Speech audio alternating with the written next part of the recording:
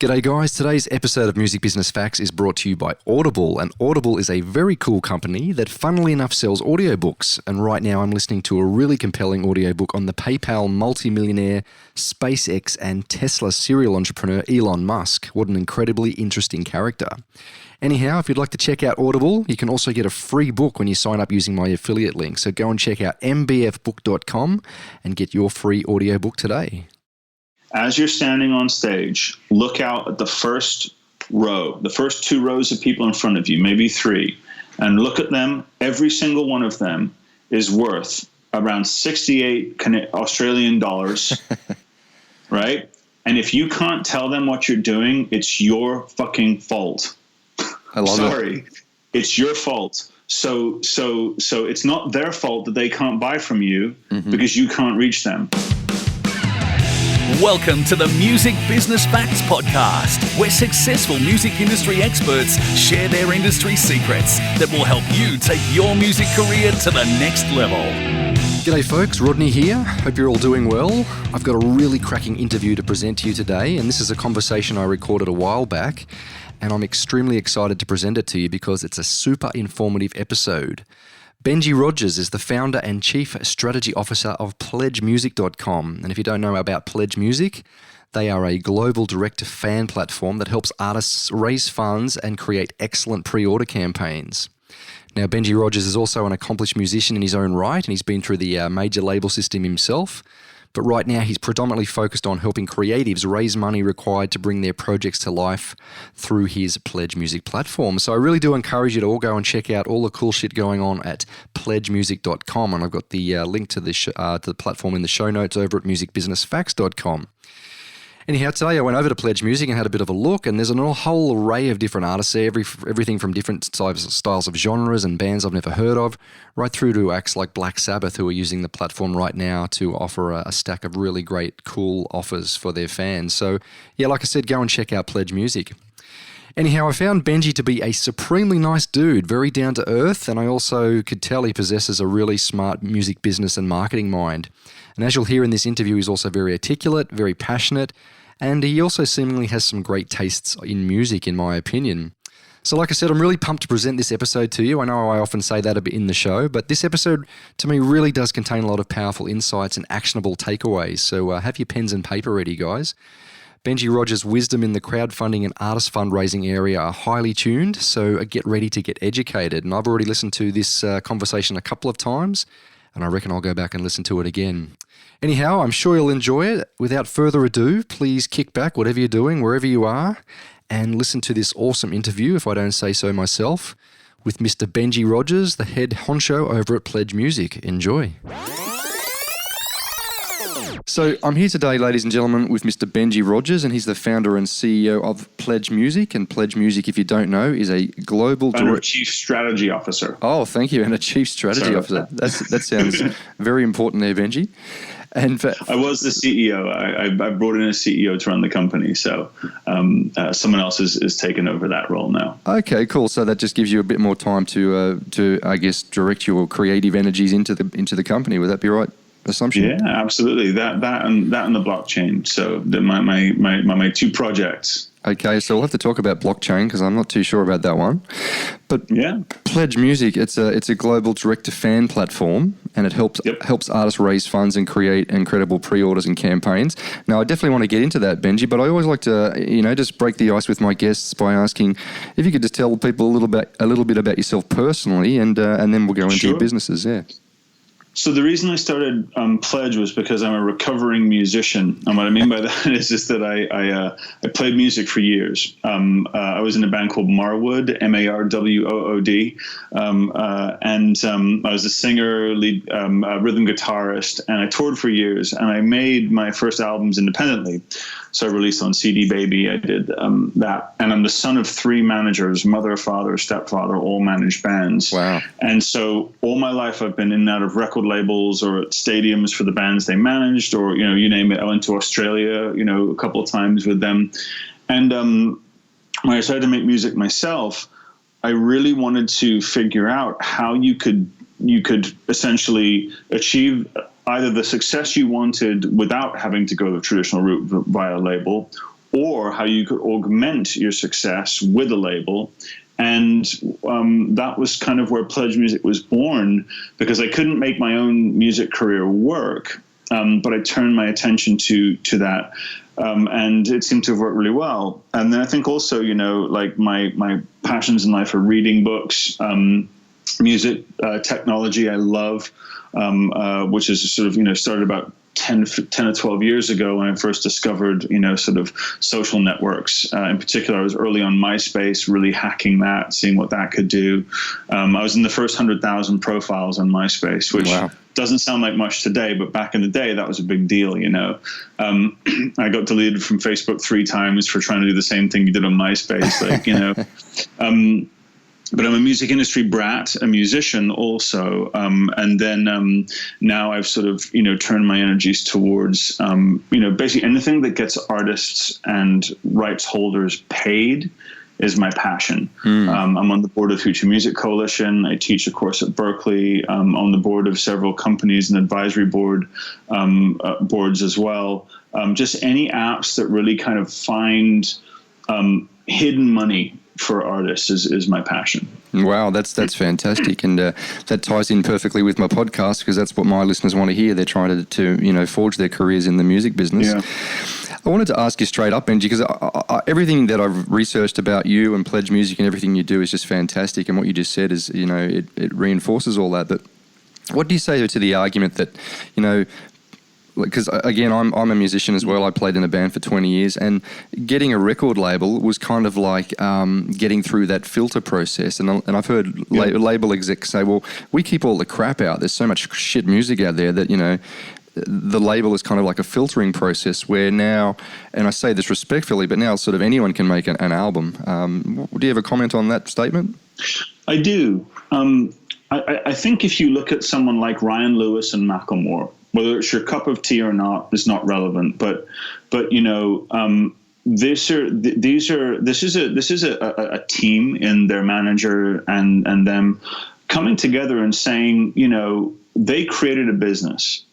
And what artists tend to not take into account is that if you take art and you want to make it meet commerce, certain things have to happen, right? And it's a bit like saying, if you're a songwriter and you don't register your songs, how do you get paid, right? So there are just certain routes that you have to go. And a great A&R person, a really skilled great A&R person, is someone who finds something and right so early and then brings it into fruition. Because just throwing money at stuff is not what labels do anymore. They're just not good at it, right? Yep. And what I would argue is, if the labels are so great, why did it go from a $38 billion a year business to $16 billion while music consumption, went up 100-fold? So the discovery of great bands versus the dissemination of great bands are two different arguments. And the other thing that I think is the key now is that when I was playing in the East Village of New York back in the day in my band, I was coming up with bands like the Hold Steady and the Vines and the Hives and the Soundtrack of Our Lives, and there was a scene, right? Yeah. And certain bands rocketed out of it, but what they all had in common was, with or without a label, they were packing the room. The room being packed wasn't dependent upon a record company giving it the oh, I now approve of you. It wasn't that. And I come from I've known major labels for all my life. That's what my family worked in. Yep. And in today's day and age, someone like Ryan Lewis and Macklemore come along. They create their own scene. They get courted by every single label early on, and they said, actually, we'd like to hire your radio department. Can we just do that? Mm-hmm. And the label said, no, we'd rather you do a deal. And they're like, well, we're not going to do a deal with you. We want your radio department because we want these people who are really good at what they do. So I think that in this era that we're in now, there is a certain amount of label-fed, cream of the crop stuff. But I put on Google Play Music as my preferred discovery method right now, or I'll put on Tidal and listen to what's on Tidal Rising. I don't ever look at the label. This era of following the labels I don't think exists in the same way, because I think that what people are now following is influencers and playlisters and DJs that are doing a great job. So I think that there is still immense amount of discovery done on radio. But like I heard Lissy, for example, on KCRW like 6 years ago, because, the DJ that I admire there played it. And it didn't, and I never thought to myself, oh, well, if it's not on a label, I'm not going to listen to it. I just thought, like, what's going to, rock my yacht, as we'd say in England. Sure, right. And just this morning, something came on a playlist. I hit "I'm Feeling Lucky" on Google Play, and it came up with a kick-ass tune, and I was just like, this is fucking great. So yes. If I don't think as many people wake up and sit there and say, I wonder what, schlock is going to be pushed out from Atlantic today. I wonder what Warner's or Universal is pushing out today. Mm-hmm. They may do so with like 4AD or with Kill Rock Stars or great indie labels. But this kind of era of, it's not good unless it's been blessed, I think is can I swear? Sure. Oh, great. I think it's horseshit. And not to say that there isn't a great skill to A&R and a great skill to discovery and a great skill to being on a label. But the key is, do you follow a massive conglomerate to see what they're doing next? A little indie label, kind of really recommending great Americana, if that's your thing, or great metal, mm-hmm. Definitely. But I think that 9 times out of 10, you're going to ask your friends, what are you listening to? Mm-hmm. And they'll tell you, And ironically, this year, I loved a release that came out from a massive label too. So I think it's... I disagree with that, because I've discovered stuff from clubs I've been in that I've followed for years. I've discovered stuff all over. And I think that people are doing the same thing as well. They may get a little lazy because of streaming, but ultimately I think that what the streaming services are going to do is pivot their businesses to try and surface brand new stuff early and get involved early, so that they were the discovery mechanism for it, Yeah. No, look, I generally agree with most of what you said. Again, being an avid metal guy, I do still see one particular, say, metal label like Nuclear Blast Records. I'm not sure if you've heard of those guys, but they kind of they really still, I think, are a tastemaker, and people see, well, if you're on Nuclear Blast, we'll go for you. And the other side of that, Benji, is I've spoken to a lot of festival owners and concert promoters, and they often say, well, it's really hard to get on our festival if you're not with a label in some way, shape or form, because that label still provides credibility. But overall, I do 95% agree with what you say. Well, let's put it this way: I don't think any of them are going to turn down Frank Ocean if he shows up, because he's not on a major anymore. You know what I mean? That's a really good point. Thanks, but we'd rather not. So for anyone listening to this, do you still subscribe to the idea of trying to pitch to a label just to see what you can get, or do you think just bypass? I wouldn't touch it.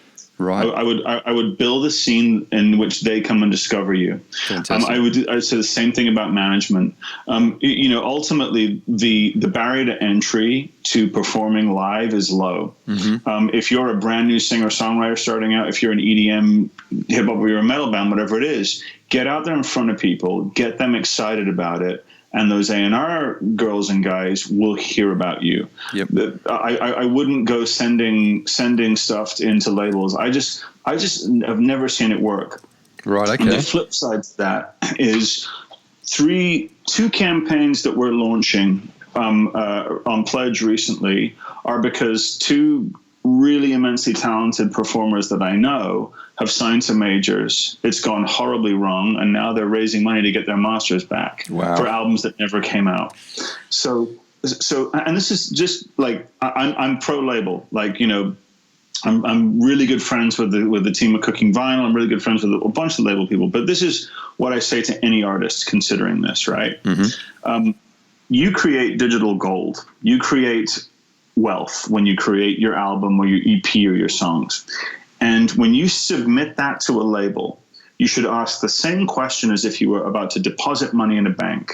You say to that label, of the last 100 bands you signed, how many of them are recouped? I want to know my odds. And if the answer is 2 out of 100, in the same way that if you took $1 million into the bank and said, if I deposit my money here, how often do you lose it? And they said, 98% of the time we lose your money. you'd think twice, right? Yep. So if 98% of the time that label fails to get the artist to recoup point or to profitability, why aren't you asking that question? I think gone are the days where you say, "Oh, please sign me," and it'll be okay. Because I used to watch bands get signed 20 at a time. 2 of them would succeed, the rest of them get dropped and get written off. And gone are the days when you can stack the deck in favor of signing 20 bands at a decent. But that was the days when you get $500,000 to $1 million in advances. Yeah. And what I'm seeing today is that the budgets aren't there. So if you're going to give away over 50% of your revenue, shouldn't it be to someone who has a really good track record?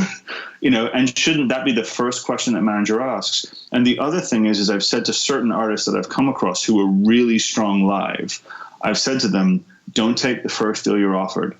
Wait. Grow so that what artists, it kills me that this happens. Artists should never submit their work to a larger party. They should offer it eye to eye.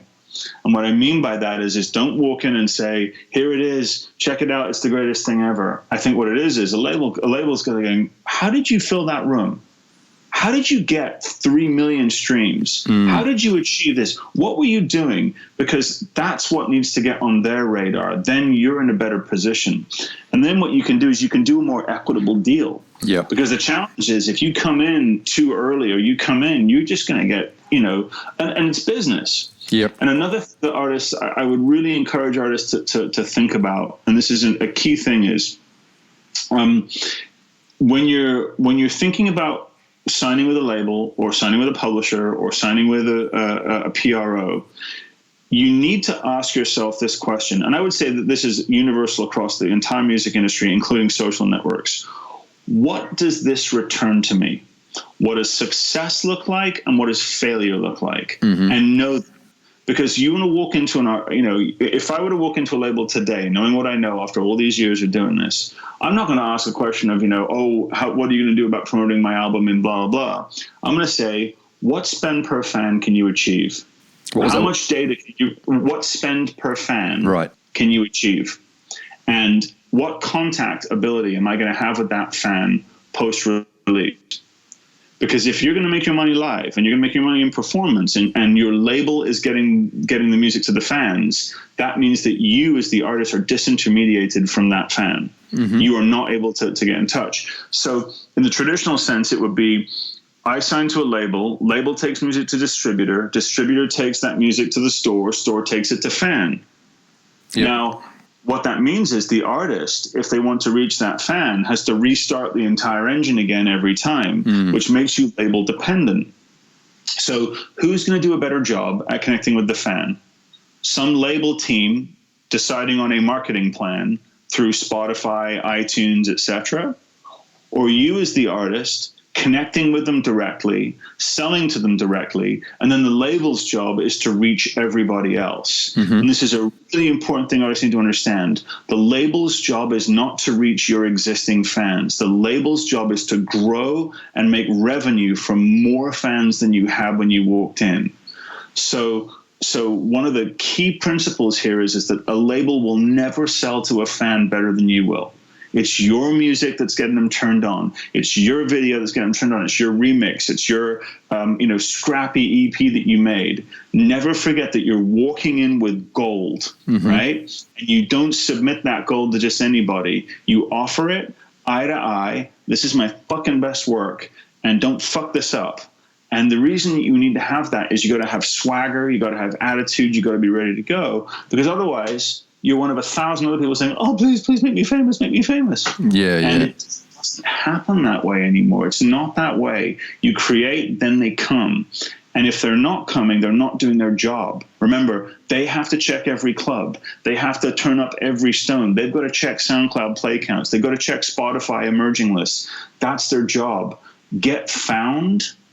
Make connections. Don't turn them off. But at the same time, saying to a label, I don't think we're in a position where you can really help us out right now, is a bold move. And I remember, sorry, this is a long one, but a friend of mine, a really good friend of mine, he said to me a few years ago, he said, I've been offered a deal. It's with a major. It's good. And I said, for God's sake, don't sign it. And he said, Benj, you've been a musician your whole life. You've had 2 failed record deals. You've never had a major. This is my major shot. I got to take it. And I said to him, don't sign the deal. You're not a major label artist. It's not who you are. Mm-hmm. You need to be on the road for the next 2 years, because when you play a first time in a town to 25 people and you go back the next month, 50 people there, and the next month, 100 people there. Not many people can do that. Build that till you've got 1,000 capacity room. Then you will write the terms of that deal. Don't go in this early. You'll get eaten alive. Mm-hmm. 3 years later, his album hasn't come out. He's been dropped, and on and on. And because he didn't ask the fundamental question, which is that, the label took him off tour for 2 years when he was building. So now he comes back, and who is this guy? And he's changed, got a different attitude, on and on. And then you're dealing with a company that was, that doesn't do a 10 or 15,000 sale metric. It's not relevant to them. Yeah. And so when you're going into a major label or anything, ask them, where do you see me? Where do I fit? How many records do you have to sell to where I make money? And how are you going to do that? And then how can we recontact those people to tell them about the tour? And how can we recontact them? Tell them, like, these are just basic questions that we've never as musicians been accustomed to ask. And yet we're the ones making what's valuable. Never forget that, as an artist, is that what you're making is valuable. They can't exist without you. So when you get to that point, you ask yourself, well, okay, if I give you my digital gold, are you going to take care of it? Mm-hmm. Are you going to return it to me worth more than it was when I gave it to you? That's the only question. It's a pure business play, and a great manager will hammer the label to great terms, because, again, this day of submitting your work and having it accepted has got to go. Yeah, it's got to go. It's not a fit paradigm for 2017. Fantastic listening to you speak, buddy. I'm sure there's lots of people that would love to have you in their corner as a manager or a consultant or something like that. I'm sure you're too busy to probably do that. But you said so much in there. I mean, it really was a great monologue. I'm going to go back and listen to all that again and take it all in, because I'll need to. A couple of things I just quickly wrote down. You kept talking. Sure. You kept talking about digital gold, and I love that analogy. And I'm just playing devil's advocate again. I'm being respectful because I do agree with you. Yeah, of course, but what about all the digital bullshit? There's all these bands that can get some loops and they rap over the top, or they sing out of key, and then they think, okay, well, here's my album, and then they put it out there. Do you think that sometimes what I perceive is that there's this expectation that, you can do it, but they take out of the equation that you've actually got to be pretty bloody good, and you've also got to have a market. Do you want to comment on that? Yeah, absolutely. My stepfather said it best. He said, you can't polish a turd. and what happens is it really quickly becomes apparent when rubber meets the road. Yep. I'll give you an example. When I started Pledge, every artist that signed up to the platform wanted $50,000. Okay. So that's I have to have $50,000. If Brendan O'Brien isn't producing my record, I can't live. And you're like, no, you don't. Because when I look at your Facebook page, and I look at your Twitter page, and I look at your email list, you have 400 fans total. Yep. You don't need $50,000. You need 400 more fans. And then you need another 400, another 400. So do an EP. Do what's relevant. And what we would find is when you would launch a Pledge campaign, you got to figure out how many of your fans will show up. It's the percentage. If you've got 1,000 fans, 17% will be super fans. You might reach 10% of them, right? Mm-hmm. And the reason to look at that is if people aren't loving it, they won't spend. Yep. If they're not really passionate about it, they won't spend. So in one sense, people can drum up thousands. As a statistic, there's 3.9 million hours of remixes and mashups uploaded to the internet a week. Wow. 3.9 million hours. And in each hour, there's 30 compositions in that. So it's actually a big economy. But here's the thing.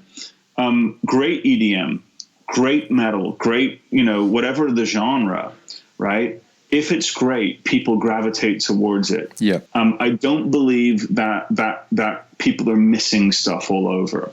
They're not missing, obviously it's not like everyone just discovers it. But what I found is, I'm in Germany.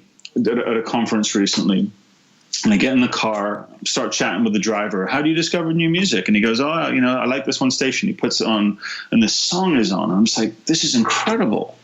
And I tweet, email, Facebook post. I've been asked by 3 journalists what my favorite album of the year is. I'm like, it's Michael Kiwanuka, Love and Hate. It's as if Marvin Gaye and Van Morrison had a baby in 1973 and made Astral Weeks Meet Sexual Healing. Like it's just an extraordinary record, right? Mm-hmm. And it's not my normal jam, but it was so good. So, that label didn't really have to do much, because all of a sudden his shows start to sell out because his fans are sharing. Remember how easy it is to share fake news? Yep. You can share great tunes as well. Yep. And on Pledge, what's really interesting is we see, hundreds and hundreds of submissions. And I've discovered artists like Birdie Bush and The Greatest Night, or Firehorse, or, these Mika Poli, these extraordinary young indie artists, just by going, wow, people are showing up. People are paying money for this, and I didn't know about it. So I trust fans. Mm-hmm. I trust fans to discover and share. And what's funny is, it was in the example I was giving you. I'll give you, this is another example. I was bartending with the bass player from the band The Hold Steady, right? And The Hold Steady, when they first came out, I remember him coming into the bar, Galen, and he says, I've joined this new band called The Hold Steady. And I'm like, oh, cool name. He goes, yeah, we're okay. If only we had your band's songs, I think we'd be fine. Singer doesn't really sing in tune or whatever it is. And I was like, well, you never know what happens. They played the Mercury Lounge in New York, about 50 people, maybe 75 people opening night, right? And that's good for an opening night. Mm-hmm. Here's the difference.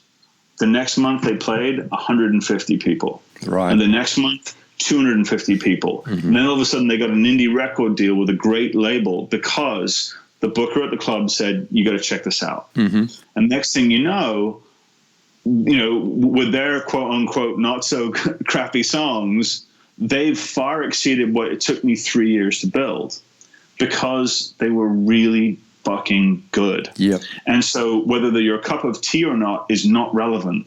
Because if there's someone's cup of tea and those people are showing up, and these guys did every form of promotion wrong, terrible with social media, really, really bad at all the things that I was really good at digitally marketing my own music. They just went, and it's like a Google SEO executive once said to me. He said, there are 13 key principles to search engine optimization, but you can ignore every single one of them if you make great content. Because it will be shared. Mm-hmm. And I think that musicians have to realize that, if your audience isn't connecting with you, maybe you can look for different audiences, and you should. But we've funded and worked with artists on Pledge that you would never expect, that would never get a record deal, that would never be touched in the mainstream, mm-hmm. that maybe will only sell a few thousand albums ever. But they still make extraordinary art, and fans keep showing up again and again. And those artists, if you sell 1,000 records on Pledge, that's $55,000 before you've put the record out. Wow. That's a big number. Yeah. So if you as an artist are sitting there saying, can I get 1,000 true fans to show up and pre-order a record that I make at $55 each, in which case, $55,000, then you put in your touring, your merch, and all that other stuff afterwards, you may be getting to a couple $100,000 a year, which I'm not saying that that's the end all be all for a bunch of musicians, but you can get good. You can make the mistakes. You can incubate. You can write songs. You can, fuck each other's bandmates and break up and get back together. All the things that happens with artists, right? And what I'll say is some of the greatest music I've discovered through our platform has been artists that have maybe sold 200, 300 pre-orders. Wow. Maybe 150. But 150 people out of 1,000 is hard to do. And when we see it, we go, oh, something's happening there. We've also seen, young emerging, hip hop acts come in and do 150 pre-orders first week, then it gets shared. All of a sudden next week it's 300, and the next thing you know that they're on main stage at a massive festival because someone picked it up. You've got to be ready for the fact that a Canadian band called Headstones, I'd never heard of them, launched on Pledge, exploded. Band called Birthday Massacre, hadn't heard of them, exploded on Pledge, and we're like, where has this been? And the answer was the fans didn't have a place in the mainstream to view it. And this is another thing, Rodney, and I really, this is a music industry poison, right? Which is, music doesn't sell anymore, right? It's bullshit. Yep. Every single day on Pledge, the average user spends $55 per transaction. Every single day. Right in the time that we've been talking, people have been pledging nonstop for artists that you've never heard of, that none of your listeners have ever heard of. And so we must never, as artists or label people or managers, confuse music being sold badly with people not wanting to spend money on music. Mm-hmm. The music industry has categorically and in every way failed to offer the consumer a decent experience of the consumption or sale of music for the last 10 years. That's the reason that music isn't selling, quote unquote. Mm-hmm. It's not a problem with that, because what we've found through 8 years of statistics and through pre-orders is we sell albums before they've been made for more money than when they come out, right? And so because we sell them really well, because our artists facilitate an experience, and this notion that, no one wants to spend any money on music anymore, it's just not true. Yep. They don't want to spend. So they don't want to spend in the same old way they used to, mm-hmm. right? They want to consume it in a different way, yep. But they will pay if you let them. And I guarantee you that 90% of the people listening to your show right now, if you're artists or managers, you are selling music wrong. Mm-hmm. And people don't want the way you're selling it. It's nothing to do with the music. People will rip, steal, beg, borrow, crawl over broken glass for what they love. But you've got to offer it to them in a way in which they can participate. And a label will never do that as well as an artist will. And so again, if the artist's job is to sell to their fans and to sell and to create their first fans, mm-hmm. right, and sell to them, the label's job is to expand that reach, expand what's already built. Don't try and start from scratch, because the chances are minimal. And I'm on a tirade today. I don't know why. Sorry, mate. No, look, this is great. That's why we've got you on the show, Benji, because you're the expert. You've got this successful platform, and this is why you're successful, because what you're talking about that with Pledge is providing these opportunities for artists. Again, so much in there, mate, and I'm looking forward to going back and letting it sink in a little bit. $55 US each day. That's not too bad, is it? I read on an interview that you did recently that Australians actually spend more than that. As you said, $68. Yeah. So that's good for you Aussie artists out there, or people trying to sell to Australian audiences. You mentioned the 1,000 fan theory, so you subscribe to that idea. Yep. If you can get 1,000 super fans, then you can really, have the basis for a very good financial income. Yep. Sometimes, Benji, I get accused of being a little bit too, I guess, brutally harsh. And when I talked about that sort of, digital gold versus digital crap. Were you basically saying that if, to anyone that's listening to this, if no one's coming to your shows, if no one's, taking any interest in you, the media don't care, the bloggers, the podcasters, the media, no one's happening. Is that to basically maybe that your music's not good enough, that you need to reassess? No, I don't think so. No, I don't think so. Let's think of it this way. When Nick Drake was making records back in the day, for anyone who knows him, right?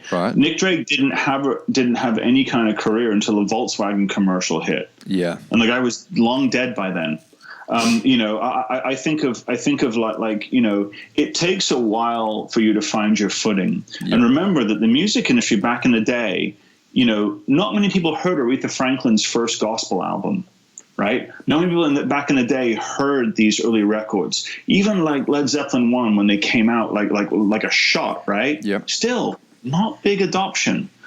And what labels used to do is sign, cultivate, and grow. Your first album was to do 20,000. Your second, 150. Your third is your million seller, right? Mm-hmm. In the absence of that, we got to do it on our own. So I'd say to artists is this, you want to get it to the widest amount of people possible, right? You want to go and do your thing, create your scene, and or find other bands that are like you. Reach out to them, do gig swaps. I know it's harder in Australia because of the distances that you travel, but still, if you're serious about it and you're serious about doing it, you cannot. Let's just break it down to what not to do. Do not put a fucking link on SoundCloud and tell people to go listen to it for nothing. It's pointless. What will it do? It is actually, let's spin it back. Yeah, this is great. This is what you do if you're an artist. With every link you share, with every song you go and put out, you ask yourself one fundamental question. What is my return on attention? Okay? And what I mean by that is if I bring my 10 brand new fans to your website, what do I get back? So if you upload your music to SoundCloud, right, and you then tweet and Facebook post a link saying, hey, check out my song on SoundCloud, what do you expect to get in return? Listeners? Followers? What can they do? So we acquired a platform called Noise Trade, right? And on Noise Trade, you say, check out my new song for free in exchange for an email address. Mm-hmm. Now, what that means is if I like the song, I can email you. If you don't like the song, I can send you another one. Yep. But if you just put it up on SoundCloud, I won't know who you are, right? Yep. Oh, just check out my thing on YouTube. What for? Do you know how many of those I get a day? Hundreds of them. I'm sure. Do you want me to listen to them? Zero. Mm-hmm. I don't have time because it's not coming to me from someone I trust. Yep. And this is the thing to remember about music is when you find something you love, you share it. You're like, have you heard the new, oh my God, like I've told you about 5 bands today that I love, Yep. And so if you're not thinking about your return on attention and people aren't showing up, you may be doing it wrong. Yep, okay. So basically, if you put up a SoundCloud page and no one comes to it, SoundCloud's job is not to bring users to you. Mm-hmm. Their job is to sell your user stuff. On SoundCloud, you, the artist, are the product. Mm-hmm. That's how they make money, is you putting up your music and not getting paid in return. On Facebook, the sickness and perversity that it is, on Facebook, you build your presence, and then Facebook charges you to reach the same fans that they are selling advertising to. Mm-hmm. Again, it's not wrong, but understand, if you post a link on Facebook, right, and you say, hey, check out my music, what's your return on attention? What do you want to get back from it? Mm. If you're saying to people, listen to my music on Spotify, what do you expect in return?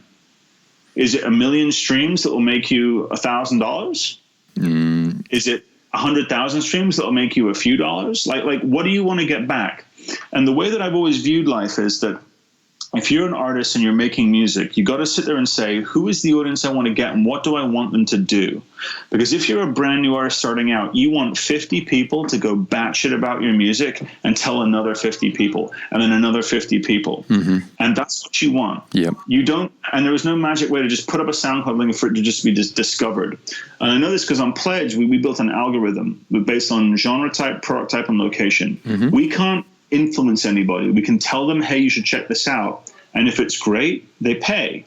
33% of pre-orders from our platform come from fans discovering music or campaigns on our platform because we basically built something that helps to discover them.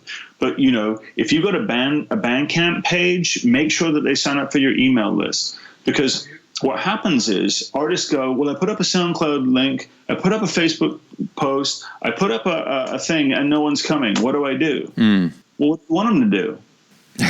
If all they can do is like it, what is the possible return for that? Mm.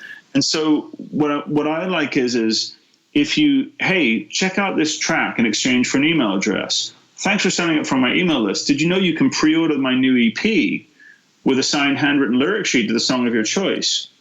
I'm in. Mm. Then they can do something. Every post, every link has to be, it can be, and it's not all sales, but it's conversation, action, conversation, action. So what artists tend to do is get really disheartened that, oh, no one likes my music. Well, who have you told? And I'll tell you this is the honest truth. When I was a bartender back in the day, before I started Pledge, I would sit at my bar and I would play my own music in the jukebox. I would work the day shift because it was easier, right? Mm-hmm. Day shifts, I get in at noon, set up the bar, be open by like 1:30. And the first people that rolled in, hey, what do you think of this music? Oh, it's pretty good. Yeah, it's my CD. Right there. And I made a rule for myself, and that was that I think it was at the time 10 new people every day would hear my music. And I would go on MySpace or comment boards for bands' websites. And I would find bands that sound like me. And I would say, hey, you've got great taste in music. You might also like this. I've been compared to them. Mm-hmm. So you can't just say it's SoundCloud, listen to it. And there's nothing wrong with SoundCloud, but what do you want to get back? Yep. Because 50 likes doesn't mean that they're not interested. It means there's nothing they can fucking do. So how do you expect them to participate in something when there's nothing to participate in? Yep. Oh, come to my show. I actually live 7,000 miles away. You know, what's the point? You know, and I think what you need to remember as an artist too is that most humans in the world don't do what they love for a living. Yeah. And so when they see an artist doing that and they're able to participate in that journey, be a part of the success. Oh, I knew them when they were playing tiny little clubs.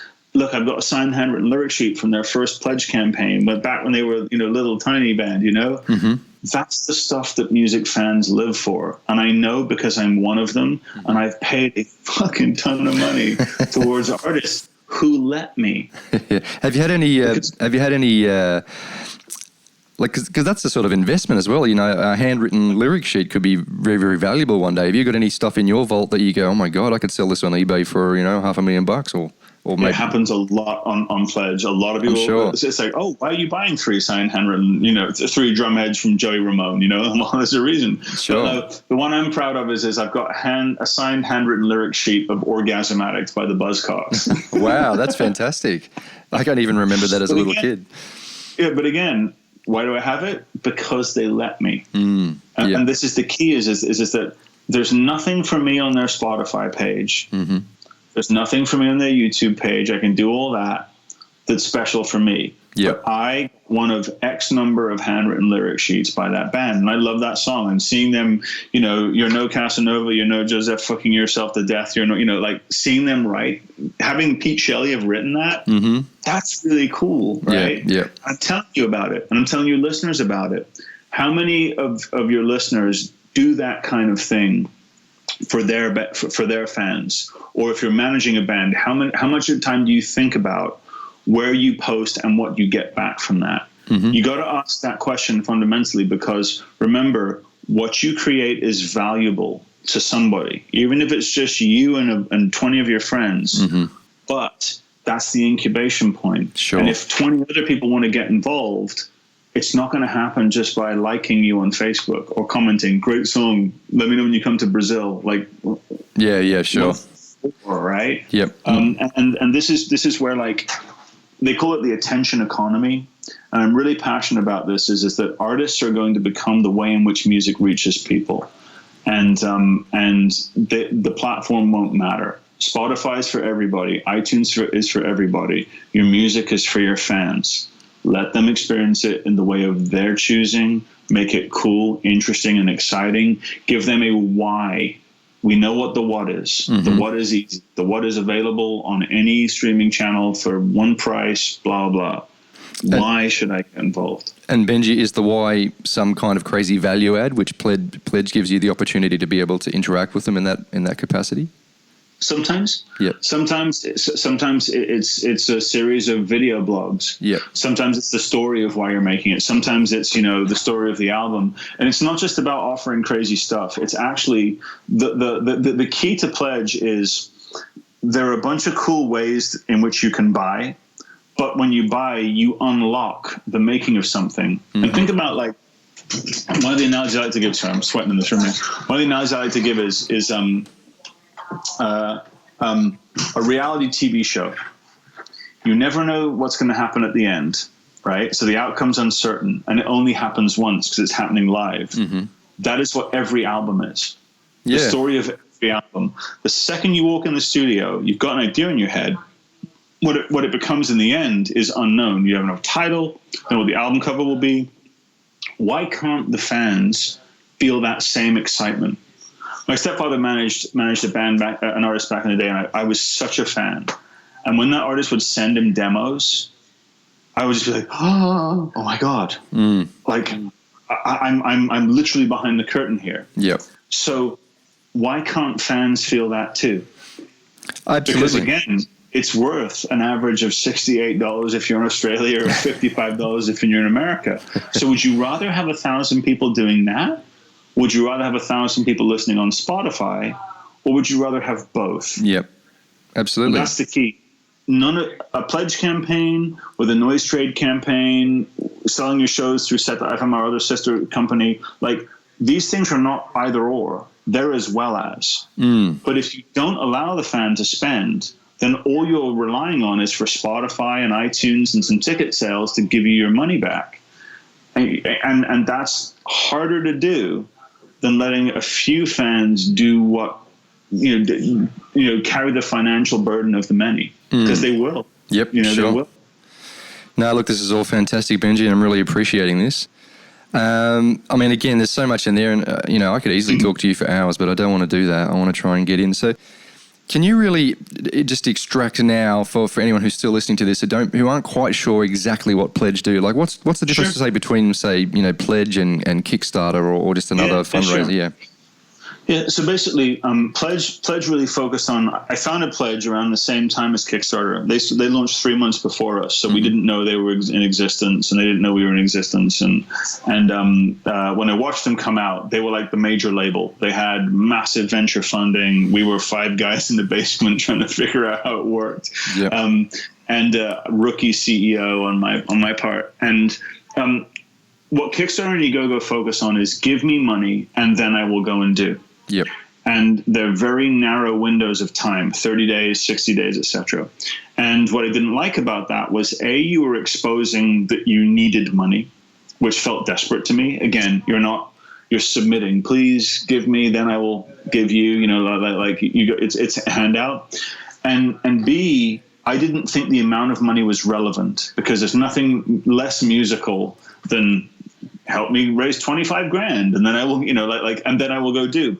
So what we focused on at Pledge, and this is even from the earliest campaigns, pre-order my album, unlock access to the making of this album, and when it's available to you, you'll get it first. Now, some of our campaigns will last a year. Some of them will last 3 months, but we didn't want to cut off the revenue opportunity, because you didn't reach all of your potential fans in 30 or 60 days. Sometimes it takes 6 months. Yeah. And this process of updates that you do really tells the story. So what we found was, on Kickstarter, you might raise your initial target of 20 grand, but then you can't take in any more money. So literally for the next 6 months, you're giving updates to keep those initial backers happy. Yep. But they can't do anything after that without going to another platform and creating a whole other thing. Whereas on Pledge, your pledge becomes a pre-order, and also we never displayed how much money was being raised. Okay. So really, but the overall goal on my end was, we wanted to create a massive platform. So we've got millions and millions of users now, all of whom have expressed their musical preferences. So every single email that comes out from our email list is unique to that user. So we have like a profile built on them. And what that means is that, and that's the reason that 33% of pre-sales come from our platform, is because the users are seeing similar things that we've recommended. And the other thing to remember too is that the artists keep all their data. So if 30% sales come from our platform, you get 33% more fans to take away and sell tickets to, and vinyl and on as you leave us. Right. Okay. The other thing that we focused on was we're music only. Sometimes I kick myself over not having gone out of the verticals, because Kickstarter got really big, but we can't be good at all of them. We're really good at music. And what any artist, you ask any artist that's worked with us, they'll tell you this, and I'm proud of this to this day, is what any artist will say to you is, by working with the team, we got more out of the platform. Okay. Our team is exceptional. Yep. They're music fans. If the campaign's not going as well as we know it can, we feel it. We're not big enough to where we've got just tens of thousands of things, and we just can't do anything for them. Like you email us, we write you back. You Skype us, we write. Like we are really engaged, and we also have a mentality, which is that we are going to get your campaign to where it needs to be. So we have like a 92-93% success rate in hitting the financial goals that people want. And that's because we're the indie label version of this type of platform, right? Yep. we're still a big company, and we've built, a solid business, but we did it one artist at a time. And we don't accept every artist that signs up for us. And the reason is, I don't just want the users, because I've been the artist. I launched it on my own campaign. When you click that launch button, you get butterflies, as if you're about to go on stage in front of a bunch of people, because if it doesn't do well, that hurts. And we wanted to make sure you had the best chance of success at hitting the goal. That's why we acquired Noise Trade, the platform, and Set.fm. I just didn't want to just be like, hey, come gather in all the users and we'll resell you shit. We want the right users in the right way. So you do filter it somewhat. That's what I was curious about. So from a business perspective, you could obviously make more money if you didn't, but you have some way of, if I'm a really shit artist that's got crap music, you can say, hey, go back and work on that a bit more, or something like that. Is that how it works? We wouldn't say it that way. What we would say is, come on, a little diplomacy, please. No. What we'd say is we'd look at the numbers. So here's why. I tell you, this is the truth. So if I were to try and do it on the music, I would have lost this company millions of dollars. Right. Okay. Because I don't know what acid folk revivalism crossed with ska is good or bad. I just don't know. And so what's funny was, I remember this band came in and they just had the most bizarre name and it looked weird. And normally 9 times out of 10 you would have said, no way. $12,000 later into their EP pre-order, I'm like, I guess everyone's all about this band, and I didn't know. But the second thing is, again, what it comes down to is your band doesn't need $50,000. They need 50 fans.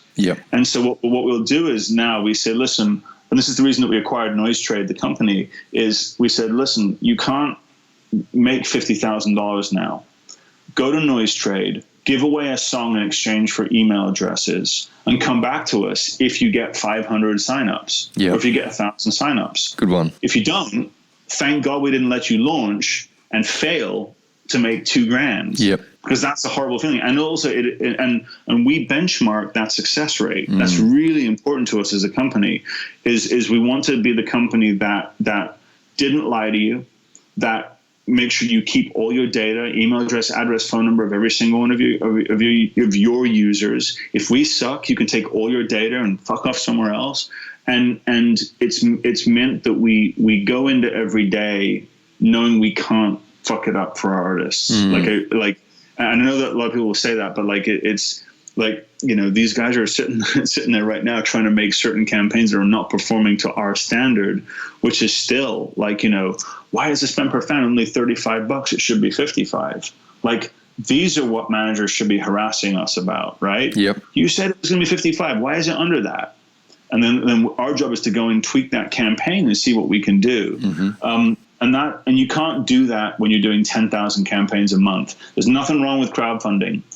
It's a way of getting money. We just think that there's a better way to do it, and we built tools and technology and team that facilitate you doing as much of it on your own as you want to do, but you can also lean on us, and we can help you get over the line. Very, very clever, mate. And you keep coming back to one thing I want to just bring to the attention of the listeners, is the importance of getting that email address and cultivating that relationship directly to the fan. It's the basis of internet marketing, and I see a lot of musicians still not doing that. So if you're listening to this, please, like Benji said, whatever platform, you've got to get that email address and start building that relationship. Sorry? Can I just say one thing? For those of you who are in bands, if there's more than one of you, right, this is Benji's trick. If there are 4 of you in the band, each of you has a clipboard, not an iPad, a clipboard, right? With name and email address written on it. And all 4 of you, or however many of you, fan out into the room after the show, and the person with the least number of names on that email list buys the entire band's bar tab. Love it. That's how you get motivation. And you know what, Benji? I reckon less than 5% of gigs I go to, I see bands doing that. Even if, as you walk in the door, a strategy I like is, you get all of the bands who are playing perhaps to sign some merchandise, or if they don't want to be a part of that, you sign your merchandise, put it up the front door, and you say, hey, look, you're coming to see us tonight. Would you like to win this amazing signed gift merch pack? We're going to draw it at the end of the night. All we want is to, stick your name on our mailing list. And here's what I would say to every artist there. As you're standing on stage, look out at the first row, the first 2 rows of people in front of you, maybe 3, and look at them. Every single one of them is worth around 68 Australian dollars, right? And if you can't tell them what you're doing, it's your fucking fault. I love Sorry, it's your fault. So it's not their fault that they can't buy from you because you can't reach them. Right? They aren't doing anything wrong. They're showing up, they're getting drunk, they're partying, they're going to spend that cash in their wallet maybe, but maybe they want to buy something online later on. And what you do is, if you get them as they're trying to leave, hey, great, thanks for being at the show, sign my email list, I got to beat my drummer here or else I'm going to buy the bar tab and I can't afford it like this. Make a little game of it. Yeah. Then that night, no matter how drunk you are, no matter how stoned you are, whatever it is, that night, send them a song for free. Thanks for being on the email list. Here's a track from the show that we played last night. Here's a link to our pre-order campaign. Here's a link to check out our video, on and on.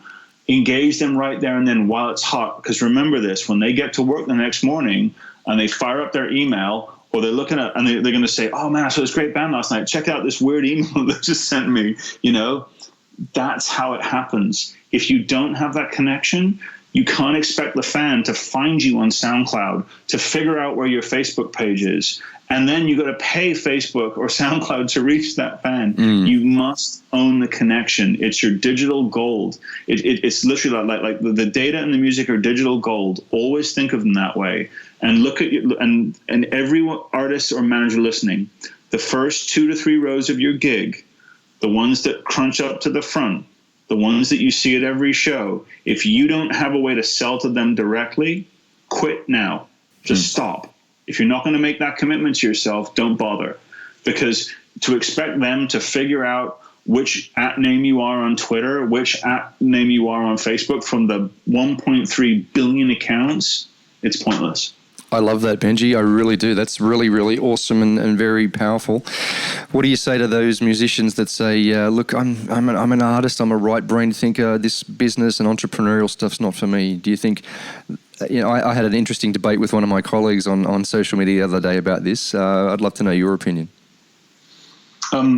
I've been in bands with people who are like that. I've been in bands with people who can barely tie their shoes and put their pants on in the morning. One of you has to step up and find someone who will, if you find a fan, I'm working on a project right now and I'm getting emails saying, hey, can I help you out by doing your social media for free? Like, find someone who's really good at it and recruit them in. It's like, it's a bit like saying, I don't know, man, this telephone thing's really not for me.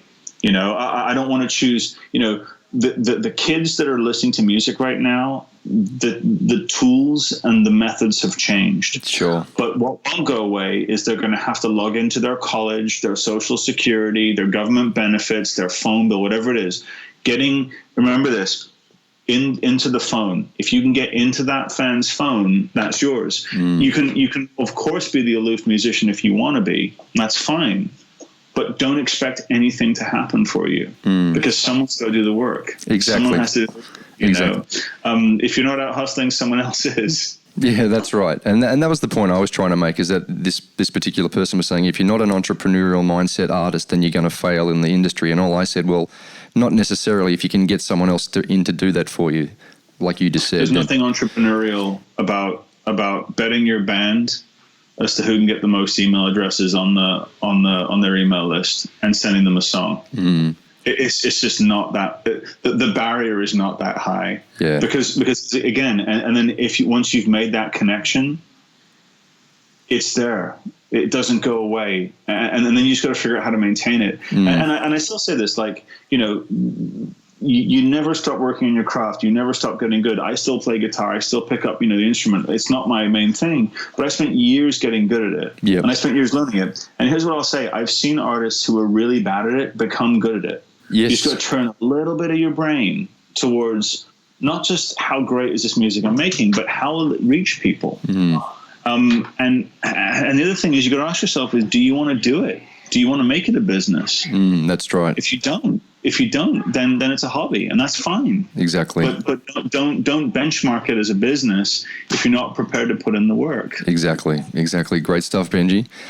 I want to go back to your talking about with Pledge and your verticals. So here's a scenario I wasn't sure of, and if you could clarify it. If, say, for instance, I'm a concert promoter and I'm still working in the music industry and it's all about music, can I use Pledge to help fund my festival that I want to put on and show people? Absolutely. Yeah? We've done a few of those, yeah. Excellent. So you would use pledges as the pre-sale mechanism for your tickets. Mm-hmm. What about? You could do VIP access passes. You could do signed set lists from every band. You could do all the kind of cool bells and whistles stuff. Special VIP tent with strange actions that happen in it later on. All that kind of stuff. That's awesome. Yeah. What about if I wanted to, because again, a lot of my listeners and a lot of my students and clients, they're not musicians, but they want to be in the music industry. What if I wanted to start my own record label?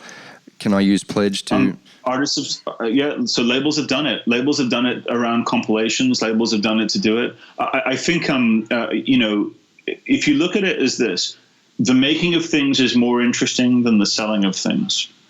So anything that you're making or doing is quite exciting. So I think never forget that things don't have to exist to be sold. Strange thought, but they really don't. No, that's true. That's true. What about the old, and I've come across this by interviewing some, I guess, more old school type guests, but they have the mindset that what you're offering, which I honestly think is amazing, but it takes away that mysticism, and they really like that, there's us up here as the rock star and they're down there. What do you I'd just like to hear a comment on that. You can do both. Basically, there are artists that I've loved and respected and admired who were that kind of faraway icon. And first of all, it's normally disappointing when you meet them, just throwing it out there. And the second thing is, never meet your heroes, as they say.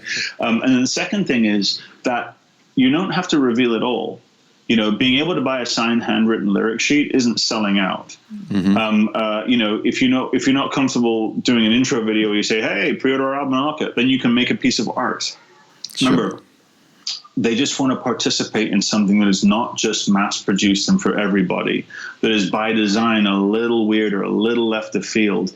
And I would say to any artist, tap into the part of your brain and make the way in which the music reaches people interesting. In the same way that you think about, not mastering it too hot or not mastering it too quiet. Think about do I want to just, have people's first impression of the album artwork be a little tiny square on a streaming service?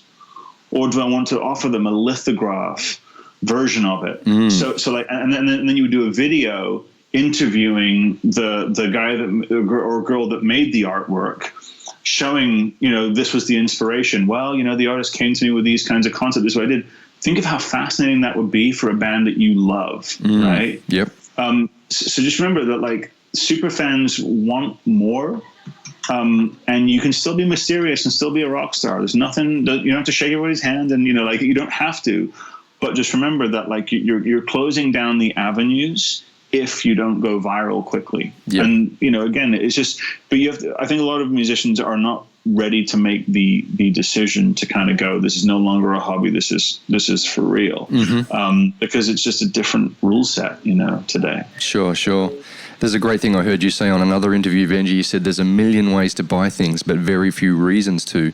And then in that same interview, you went on to talk about a gang of four who offered vials of their own blood, which rips off Kiss a little bit, but still very cool in the modern comic book style. Yeah. Ben Folds limited editions photos, signed set lists, personalized items. You really talked about what you just said, innovation from the artist. You said, did I mention Ben Folds? Yeah, you said he did some other really cool stuff. I guess what I'm trying to squeeze from you is just some really crazy ideas that you've seen recently. Yeah. Well, I'll give you an example. So when we first met with the gang of four who have done two campaigns of this now, Andy and John came into our office and we had to stop them. They were coming up with so many ideas because all I did was turn on to them and say, look, do you like buying CDs? No. Do you like looking at artwork on iTunes? No. Well, how would you want to receive your artwork from a band that you love? What if, right, we have ceramic tiles depicting world events in history, and we put it in this thing called the Ultimate Content Can along with files of our own blood? And I'm like, yep, brilliant. What if we did helicopter rides at Glastonbury? What if we offered a destroyed microwave that we destroy on stage every night? Mm-hmm. What if? and their brains were, that brilliant part of an artist's brain was expanding.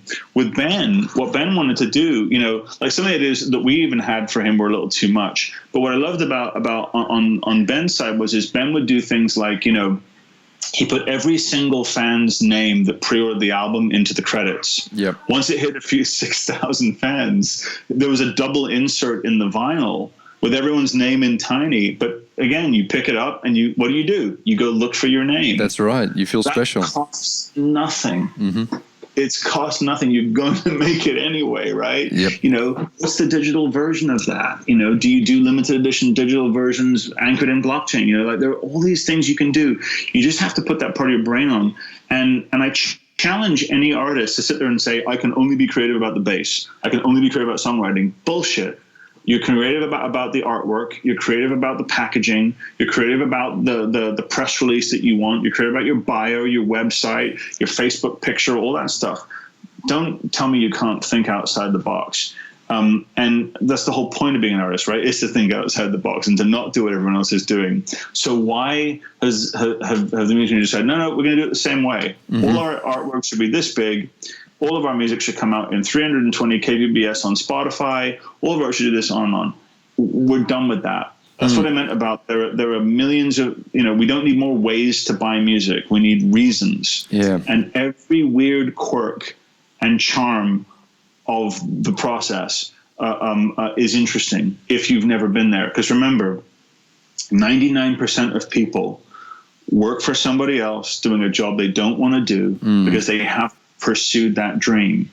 When they come across someone who's weird, funny, quirky, awkward, strange, all those different things, when they come across that, they will pay to be a part of the experience, and they will feel like they're getting more value than just what? I mean, the album came out on Spotify last week. You didn't hear it?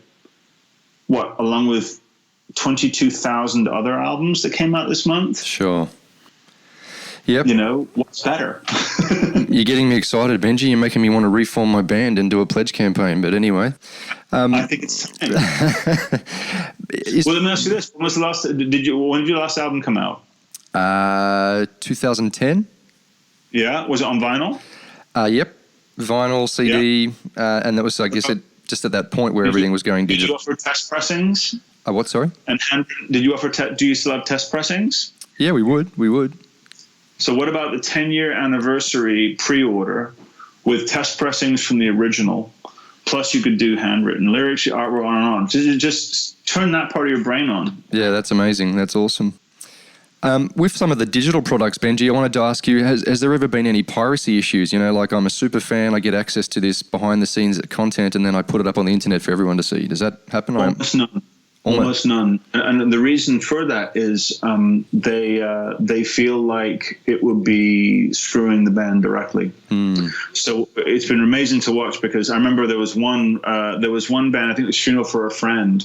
They did a Pledgers only EP. It was only going to come out for Pledgers. And someone was on Facebook, hey, can you release the, put it up on BitTorrent? I want to share this. And the fans were like, no, fuck you. Like, That's who great. do you think you are? Why'd you ask that? This is for us. Yeah. You think about all the great movements in music, whether you were post-punk, whether you were like hardcore, whether you were black metal, whatever it was. If you were a Bad Brains fan back in the day, it was like a religion. Mm-hmm. And that's the type of fan that I think we cater to. But that's who all artists should cater to. Your first priority shouldn't be getting a shoe company to give you sponsorship money. Your first priority should be to have people find religion about your music. And they can't do that if all you do is for everybody, right? Mm-hmm. I think you've got to specialize towards that fan, and then you'll find your niche. And those niches on the internet with the number of people alive today are huge. I don't think we should think that there's a lack of people here. Metal's a great example, right? So you mentioned Nuclear Blast or like Metal Blade or these labels. where you do have a following, where are all the reissues from those labels? Where are all the reissues with bonus content and on and on? Where is the From the Vaults packages? Where's all that stuff? Can you imagine carving through all that stuff? And I think that that's where, like, you know, artists thinking of getting back together again after a long time. You know, when we did Ben Folds' record, it was the first Ben Folds record in ages. And he was nervous about it. Sure. But you know what? He kicked ass at that campaign, and the fans loved it. I'm a fan. I loved it, you know. And you know, I've got a signed copy of the vinyl with my name in it. I've got Gang of Four test pressing, you know, signed by the band for content, which is actually a great album. So you know, it's you just have to. Seth Godin, the marketer, he sort of delight the weird. We're weird. That's okay. Delight us, you know. You must have a really big house, Benji, full of all this really crazy signed limited edition stuff, I imagine. You know, it's funny. I have a bunch, but most of it's in the Boston office. Some of my favorite pieces are obviously at home, but yeah, you know, my friend looked up was the label for the band Sheer Terror. So their box set, you know, I've got that in a big bulldog on the front, big, you know, 4-pack, you know, amazing vinyl.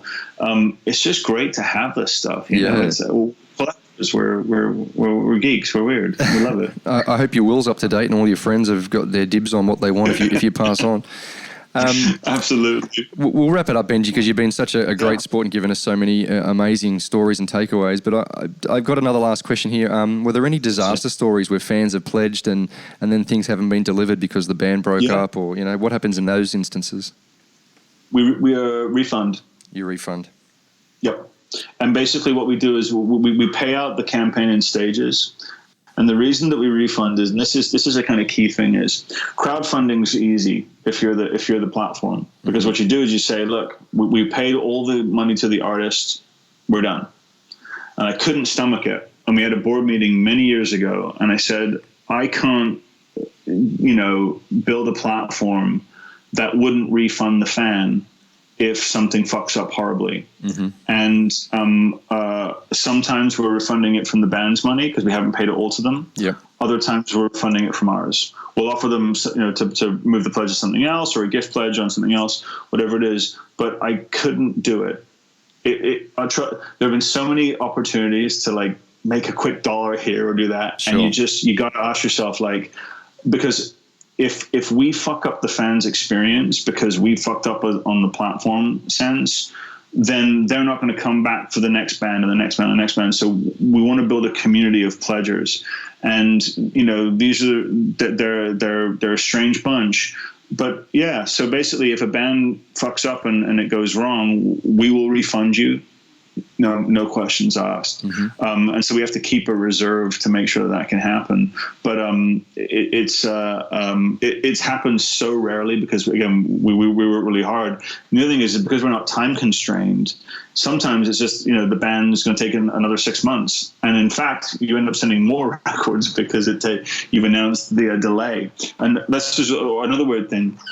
There was a vinyl delay once for one of the campaigns, and they were like, so sorry, but this is the vinyl being packed on pallets into a truck, and that sold 60 copies. Wow! You know? So the delay sold more. So oftentimes bands just need more time, or they get signed, and then the label decides to shelve the album for another year. Like, well, that stuff happens. But we've been really lucky because we coach the artist through. I have more than one artist on the phone to me at 2:00 in the morning saying, so this has gone wrong. You know, it's going to be another 2 months. I'm like, don't worry, just tell the fans that. Tell them the truth. Yeah. This is the one time where there's no bullshit between you and the fan, and it's a really refreshing thing, you know, and the fans love it. I've had an artist actually say once, they were like, listen, the albums, I'm not happy with the mixes. I'm going back in to make it better for you. And the fans would write back, take your time, make sure it's right. Thanks for sharing this with us. You know, I can't wait to hear it. Now, when you get that album, you were there, right? You know, at that moment, like think of what that means to someone who's not doing their dream job. I think it's really important. Yeah, absolutely. Benji, how does an artist know when they're ready to approach Pledge? Do you have to have people showing up to your shows and have a bit of momentum? Like, can you do this from a cold start, or?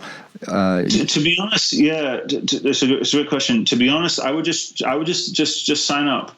The other thing is, if you're unsure, do a Noise Trade campaign first, which is the other company that we own. Okay. Noise Trade basically is give away an email address, give away a track in exchange for an email address, or a video in exchange for an email address. And the reason that you should do that is because you should sit there and say, if I want to make $5,000, I need 100 people to spend $55. So I want to be able to email, and Facebook, Twitter, etc., at least 100 people. Yep. So if you've got 500 people on your Facebook page, maybe you might do it. But then remember, you have to pay to reach them all, because Facebook won't let you just reach them all. So the answer is email us. Sign up, try it. One of our team will get back to you and say, listen, we think you should do a Noise Trade campaign. I think look to get at least the number of people that would get you at $68 a head to the number you want to get. But if not, get in touch with us and start to make friends with us, because we're a brilliant bunch of girls and guys, and we won't steer you wrong. Yeah, look, it's been an absolute pleasure to speak with you, mate. It's really inspiring. Like I said, I feel quite energized, and it's only 6:15 in the morning, and I haven't had breakfast. But Benji, what Rodney, was you're a hero for that. Excuse me. Benji, what was your title again now, since you've changed from CEO? You said it was the... Yep, I'm founder and chief strategy officer. That sounds very fancy, chief. Yeah, chief strategy officer. So it means I strategically advise we brought in about 8-9 months ago an amazing CEO named Dominic Pandisha. And Dominic comes from Caroline, which was the independent distribution arm, and before that he was at EMI, and he was really kind of part of that pioneering label services side. And when we first started I never intended to be CEO long term. It was my job. My goal was to get it to someone else. And when Dominic came in, he just said, if we treat the artist right and we do the right thing, everything will be okay. And he's a bulldog on that. Like he doesn't cut the corners. He's like, so I've a founder who sticks around too long is like a bad smell in a company. Now I get to kind of take a bigger view, work on the product side, work on the kind of the overall strategic vision of the company, and let him, get along with growing and scaling it. Because the bigger it gets, the better it is for each artist, because there's more fans and on and on. So so I'm happy to be the strategy officer. No, that's awesome, mate. And one thing we haven't mentioned is Pledge take 15%, right? 15 flat fee. What about Noise Trade? Same? Noise Trade, yes. Okay, cool. Yep. Well, look, Benji Rogers, founder and chief strategy officer of Pledge Music. It's really been an honour to meet you and to speak with you and to hear your wisdom. I really can't wait to go back and listen to all this again. And on behalf of all my listeners, I'm sure they feel that you've given some amazing insights, some really good, just takeaways from this. So thank you so much for your time. I know you must be a really busy guy. And, thanks for having me. I appreciate it. One last thing. Would this work for a podcaster like myself? I've got hundreds of... I think it would. Yeah? I think it would, yeah. Okay. Yeah, but I think you should get the band back together. Yeah. I'm sensing there's a moment. Yeah. So, yeah, we've had like a 7-year break after a 21-year career. So, it might be time, Benji. You've certainly inspired me. Do it. All right. Thanks so much for your time. I'll send you this when it's all done. Nice one, Rodney. Cheers, mate. Great to meet you. Ya. Bye. Well, ladies and gentlemen, did you enjoy that conversation between myself and Benji? Please let me know, as I always love hearing from you guys. If you've got any comments, go over to facebook.com/musicbusinessfacts. But for me, this really was one of the most enjoyable episodes I've done in a long time, and I always enjoy conducting my interviews with all my guests, but this one, like I said, particularly resonated with me. I felt like I had a good vibe going on with Benji, and I had a lot of takeaways, and I feel like there's a lot of things that you guys would be able to perhaps action direction with your music career, whether you're an artist or a songwriter or a manager. So yeah, head over to Music Business Facts Facebook page and let me know. And again, if you know any artists or songwriters or performers or artist managers, then obviously I would love it if you would share this stuff, all this stuff I'm doing on Music Business Facts, and maybe someone else can benefit, if you like, from all this wisdom and knowledge that Benji has given us. Also, like in the last couple of episodes, I've also created a free PDF which contains some of Benji's top music business facts, which you can download for free on Benji's page over at musicbusinessfacts.com, or if you're already on my mailing list, I'll be sending that to you anyway. But I thought it'd be interesting to go over just a couple of things that he talked about. I loved how he mentioned how, as a songwriter, you are creating digital gold potentially, and what you're making is potentially valuable. So you need to look after it and not necessarily give it up so quickly. I really always loved the true fan theory, and pretty sure I've spoken about that on the show before. I know I talk about it a lot in the classroom in my diploma studies, but the 1,000 True Fan Theory is based upon an article written by a guy called Kevin Kelly. And over at Music Business Facts, I put a great little link to the video on, the highlights of Kevin's presentation, or his article, sorry. And it breaks it down, because to me, it can seem so daunting about trying to make a career in the music industry. And what I love about the 1,000 True Fan Theory is that, you can make a really good living with just a small amount of people. You think about it, there's 7-odd billion people on the planet. And if you can get 1,000 people who really love what you're doing, regardless of what you are doing, if you can get them to part with, say, $100, and that's profit over a 12-month period, well, that's $100,000 a year income stream. So again, I love it because, trying to succeed in any business is hard, but in the music business seems to be particularly hard. And I think breaking it down like that makes it all seem like, it is actually possible, and people are obviously doing it. So yeah, go over to musicbusinessfacts.com and check out that little cool video that I've put up there for you. There was some other cool stuff. He talked about, the act Gang of Four, when they were doing their pledge campaign, how they were offering vials of their blood, and Ben Folds doing limited edition photos, and, providing signed set lists and various personalized items. So again, I really liked how Benji was talking about, the innovation. This is, you guys are creatives, or you're working with creatives, so be creative when you're doing this stuff. So anyway, yeah, I really hope you enjoyed it. I certainly enjoyed presenting it and talking to Benji. And I'd love to know what you think. If you like the show all as well, guys, don't forget you can always support me. You can go over to paypal.me/Music Business Facts if you're feeling tipsy. I wouldn't say no to that. And to end today's show as usual, I'm going to end with another quote. And this one's from Elon Musk. You remember at the start of the show I was talking about Audible. I'm really getting into this guy. I think he's pretty crazy, but pretty amazing at the same time. Elon said, "When something is important enough, you do it, even when the odds are not in your favor." So I think that's a great one for all of us trying to succeed in the music industry. Anyhow, guys, until next time, I hope you're having a great time wherever you are in the world, whatever you're doing. Do something nice for somebody. Do something nice for a stranger. And until next time, guys, this is Rodney Holder signing off for musicbusinessfacts.com. Cop you later. You've been listening to the Music Business Facts podcast. For more essential music business tips and information, visit musicbusinessfacts.com.